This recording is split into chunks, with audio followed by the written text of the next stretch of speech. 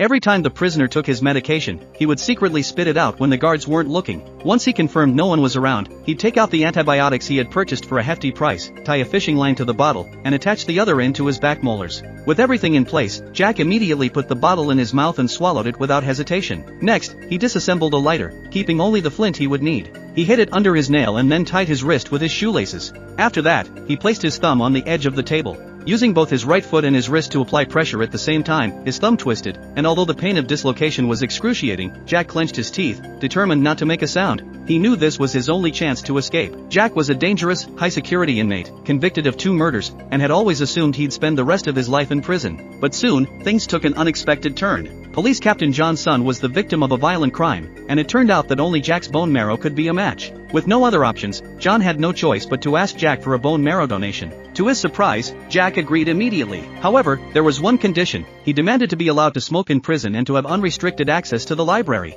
John, desperate to save his son, agreed without hesitation, not realizing he had walked right into Jack's trap. Smoking wasn't Jack's real goal. He wanted the better food in the prison, and the library was just a cover. What he was really after were detailed blueprints of the hospital. Once everything was in place, Jack was escorted by numerous guards to the hospital where John's son was. But since his hands were cuffed, he couldn't retrieve the bone marrow from behind. While the others were brainstorming a solution, Jack had already secretly popped the antibiotic bottle into his mouth. Under the doctor's orders, Jack was uncuffed and strapped to the bed, and anesthesia was administered. Little did they know, Jack had already crushed the bottle with his teeth and swallowed all the antibiotics. The doctors were soon puzzled when they realized that Jack had not fallen unconscious, despite the anesthesia. Just as they were preparing to administer more sedation, Jack had already begun his escape plan.